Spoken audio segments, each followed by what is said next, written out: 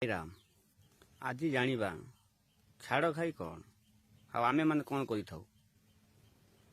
ଛାଡ଼ ଖାଇ ମତଲବ ଯାହାକୁ ଆମେ ଛାଡ଼ିଥାଉ ତାକୁ ଆମେ ଖାଇଥାଉ, ତାକୁ କହନ୍ତି ଛାଡ଼ ଖାଇ। 4 ମାସ କାଳ ଯାହା ଆମେ ଛାଡ଼ିଥାଉ ତାକୁ ଡଙ୍ଗା ଭସା, କାର୍ତ୍ତିକ ମାସ ଡଙ୍ଗା ଭସା ପରଦିନ ତାକୁ ଆମେ ଖାଇଥାଉ, ତାକୁ କୁହାଯାଏ ଛାଡ଼ ଖାଇ। କ'ଣ ଛାଡ଼ିଥାଉ ଏ 4 ମାସେ?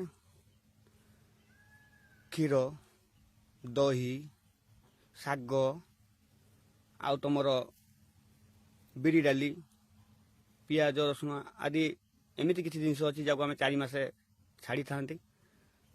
ତାକୁ କାର୍ତ୍ତିକ ମାସ ଡଙ୍ଗା ଭସା ସାରିଲା ପରେ ତାପର ଦିନ ଖାଆନ୍ତି, ତାକୁ କୁହାଯାଏ ଛାଡ଼ ଖାଇ। କିନ୍ତୁ ଆମେମାନେ କ'ଣ କରୁଛନ୍ତି, ଛାଡ଼ ଖାଇର ମତଲବ ଉଲ୍ଟା ବୁଝୁଛନ୍ତି। ଛାଡ଼ ଖାଇ ମତଲବ ଆମେ କ'ଣ କରୁଛନ୍ତି, ନିରୀହ ଜୀବଜନ୍ତୁକୁ ମାରିକି ତାର ମାଂସକୁ ଆମେ ଖାଉଛନ୍ତି, ଯାହାକୁ ଆମେ କହୁଛନ୍ତି ଏଇଟା ଛାଡ଼ ଖାଇ। ଏଇ ଆମ ଛାଡ଼ ଖାଇ ପାଇଁ କେତେ ନିରୀହ ଜୀବଜନ୍ତୁଙ୍କ ଜୀବନ ଯାଉଛି ତା ତ କଳ୍ପନା କରିବା ବାହାରେ। ଯଦି ଏଇ ଛାଡ଼ ଖାଇ ଦିନ ମଣିଷଙ୍କ ଜୀବନ ଯାଆନ୍ତା ତାହେଲେ ବୋଧେ ପ୍ରଶାସନ କିଛି ନୀତି ନିୟମ କାଢ଼ନ୍ତା। କାହିଁକିନା ଆମମାନେ ପଶୁ ନା, ଏମାନଙ୍କର ବିବେକ ନାହିଁ, ଚିନ୍ତାଧାରା ନାହିଁ, କିଛି କରିପାରିବେ ନାହିଁ। ସେଥିପାଇଁ ଆମେ ତାଙ୍କ ଉପରେ ଜୁର୍ମ ଜାରି ରଖୁଛନ୍ତି। ତ ଆମେମାନେ ଆମର ଏଇ ଛାଡ଼ ଖାଇ ପବିତ୍ର ପରମ୍ପରା ତ ପବିତ୍ର ପରମ୍ପରାରେ ଆମେ ଏମିତି ଯେଉଁ ଆମିଷ ଖାଇ ଛାଡ଼ ଖାଇ କହୁଛନ୍ତି ସେଇଟା ଭୁଲ। କୌଣସି ହିନ୍ଦୁ ଧର୍ମ ବା ସନାତନ ଧର୍ମରେ କେଉଁଠି ବି ଲେଖା ହେଇନି ଯେ ଛାଡ଼ ଖାଇରେ ଆମିଷ ଖାଇବା। ଏବେ ତ ଆମେମାନେ ଛାଡ଼ ଖାଇର ମାନେ ବୁଝୁଛନ୍ତି ଆମିଷ ଖାଇବା, ତାହେଲେ ଆଗାମୀ ପିଢ଼ି କ'ଣ ବୁଝିବ ସେ କଥା ଆପଣମାନେ ଜାଣିପାରୁଥିବେ। ଆପଣମାନେ ଆଇଁଷ ଖାଆନ୍ତୁ, ତା ଦେହରେ କିଛି ପ୍ରୋବ୍ଲେମ୍ ନାହିଁ। କିନ୍ତୁ ଯେଉଁ ଛାଡ଼ ଖାଇ ପବିତ୍ର ନାଁ ଅନୁସାରେ ଆପଣ ଚିକେନ୍ ଖାଉଛନ୍ତି, ଆମିଷ ଖାଉଛନ୍ତି, ଏଗୁଡ଼ାକ ଭୁଲ। ଆପଣଙ୍କ ମନ ହେଲା ଆପଣ ଆମିଷ ଖାଇବେ, ତା ବୋଲି ନୁହେଁ ଆଜି ଛାଡ଼ ଖାଇର ମାନେ ହେଉଛି ଆମେ ଆମିଷ କିଣିକି ଖାଇବୁ, ତାହା ନୁହେଁ।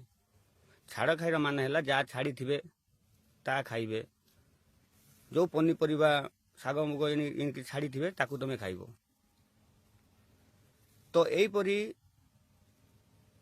ଦେଶ ବାହାରୁ ବି ପର୍ଯ୍ୟଟକମାନେ ଆଉଛନ୍ତି ଆମ ସ୍ୱାମୀ ଜଗନ୍ନାଥଙ୍କୁ ଦର୍ଶନ କରିବା ପାଇଁ। ସେମାନେ ଯଦି ଜାଣିବେ ଆଙ୍କର ଏମିତି ଗୋଟେ ପର୍ବ ଅଛି ଯେ ଛାଡ଼ ଖାଇରେ ଏମାନେ ଜୀବ ହତ୍ୟା କରି ଖାଆନ୍ତି, ତାହେଲେ ସେମାନଙ୍କର ଆମ ପ୍ରତି କେଉଁଭଳି ଚିନ୍ତାଧାରା ହେବ ସେମାନେ ଆପଣମାନେ ବୁଝିପାରୁଥିବେ। ଏମିତି କିଛି କର୍ମ କରନ୍ତୁ ଯେମିତି ଆଗକୁ ସନାତନ ଧର୍ମ ଆଉ ହିନ୍ଦୁ ଧର୍ମର ମର୍ଯ୍ୟାଦା ତଳକୁ ନ ହୋଇ ଉପରକୁ ଉଠିବ। ଯେମିତି ହିନ୍ଦୁ ଧର୍ମ ମର୍ଯ୍ୟାଦା ଧର୍ମ କେଉଁଠି ବି ହାର ନ ମାନିବ। ସେଥିପାଇଁ ସତର୍କ ରୁହନ୍ତୁ, ସାବଧାନ ରୁହନ୍ତୁ। ଯେମିତି ଛାଡ଼ ଖାଇରେ ଯାହା ଖାଇବା କଥା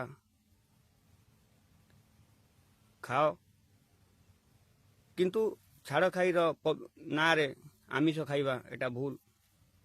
ଯଦି ଆପଣଙ୍କର କିଛି ମତାମତ ଥିବ ତାହେଲେ କମେଣ୍ଟରେ ଜଣାନ୍ତୁ। ଯଦି ଏ କଥା ଆପଣଙ୍କ ମନକୁ ଛୁଇଁଥିବ ଲାଇକ୍ କରନ୍ତୁ, ଆଉ କମେଣ୍ଟ କରନ୍ତୁ, ସେୟାର କରନ୍ତୁ, ସବସ୍କ୍ରାଇବ୍ କରନ୍ତୁ। ସାଇରାମ।